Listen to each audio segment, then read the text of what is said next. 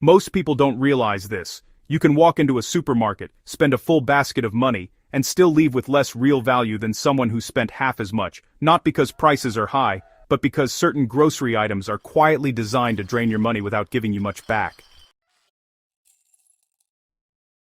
And the worst part? Most people keep buying them every single week, thinking they're making smart choices. Today we're breaking that pattern, because some of these are going to surprise you, and one of them is something millions of people buy daily without questioning it. Let's start with something simple: bagged salad kits. They look healthy, convenient, ready to eat, but here's the reality most people ignore. You're paying a premium for pre-cut leaves that start degrading the moment they're chopped. That means shorter shelf life, faster spoilage, and often less nutritional value by the time you eat it. And those little dressing packets, loaded with oils and additives that completely change what you thought was a healthy choice. You're not buying a salad, you're buying convenience at a high markup. Now this one is everywhere. Single-serve snack packs, crackers, cheese cubes, nuts in tiny portions. They feel controlled, neat, portion-friendly. But when you break down the cost per gram, you're paying significantly more for less food. Sometimes double, even triple. You're not paying for food, you're paying for packaging. Next, pre-cut fruits and vegetables. They look fresh, clean, ready. But behind that convenience is a trade-off. Once fruits and vegetables are cut, they begin losing moisture, texture, and nutrients faster. And because they're exposed, they spoil quicker. So you end up either eating them fast or throwing them away. Either way, you lose. Now here's one people don't expect: flavored instant oatmeal packets. They look like a quick, healthy breakfast, but most of them are packed with added sugars and artificial flavors. And here's the kicker: they cost far more than plain oats. You could buy a full bag of rolled oats for the same price as a few packets, and control exactly what goes into it. But instead, people pay more for less control.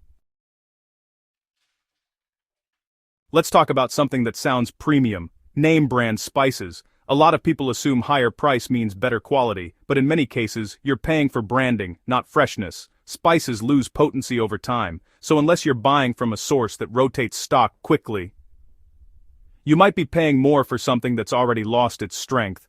Meanwhile, simpler alternatives often deliver the same result.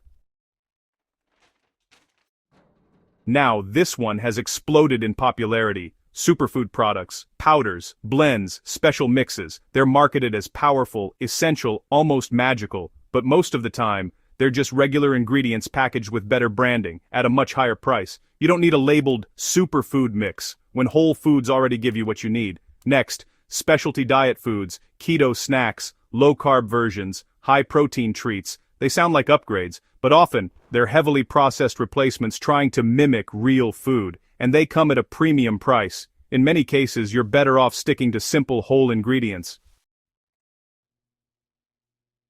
Here's one that catches people off guard: marinated meats. They look ready, seasoned, convenient, but here's what many don't think about: the marinade can hide the quality of the meat underneath, sometimes even covering older cuts, and you're paying extra for something you could easily do yourself, with better control over ingredients. Now let's go even deeper. Energy drinks. They're marketed as quick solutions, energy in a can, but they come at a high cost, and they're one of the most overpriced items per volume in the store. You're paying for branding, caffeine delivery, and packaging, not real lasting value. This next one is extremely common: fresh bakery items from supermarkets. They smell amazing, they look fresh, but honestly many of them are produced using pre-made mixes or frozen dough, which means you're paying a premium for something that isn't as fresh as it appears. And because they spoil quickly, they often lead to waste. Now here's one people defend heavily: bottled water. It feels safe, convenient, reliable, but in most developed areas, tap water is already safe to drink, so what are you really paying for? Plastic, branding, and convenience. Over time, it becomes one of the most expensive habits people don't question. Next, pre-packaged smoothies and juices. They look healthy, clean, refreshing, but many are loaded with sugars even if they come from fruit, and once processed, they lose the fiber that makes whole fruit filling, so you end up drinking calories quickly, without the same satisfaction. Now this one is, pretty subtle. Pre-shredded cheese. It saves time, feels convenient, right? But most pre-shredded cheese contains anti-caking agents. These actually affect the texture and how it melts. And again, you're paying more for less quality. A block of cheese lasts longer, costs less per gram, and honestly, performs better. Here's another quiet one. Frozen ready meals. They promise convenience, quick preparation, but many are priced higher than the raw ingredients used to make them, and portion sizes are often smaller than you'd expect, so you pay more for less food and less control over what goes into your meal. And finally, this one might be the most overlooked of all, individually packaged yogurt cups. They seem harmless, even healthy, but they're often filled with added sugars and flavorings, and just like snack packs, you're paying for convenience packaging. A larger tub gives you more value, more flexibility, and often fewer additives. Now here's the bigger picture. None of these items are bad on their own. The problem is the pattern. Convenience, packaging, marketing, all layered on top of simple products, turning them into expensive habits. And once you start noticing it, you can't unsee it.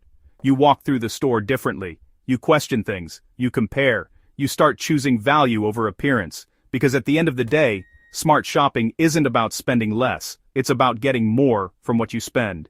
And if you shift just a few of these habits, you don't just save money. You reduce waste. You gain control. And you stop falling into the same patterns most people never question. Now here's something to think about. If you had to remove just 3 of these from your weekly shopping list, which ones would they be? Start there, because small changes stack, and over time, they completely change how you spend, store, and use food. If you found this useful, there's a lot more like this coming, because once you understand how these systems work, you stop reacting and start choosing.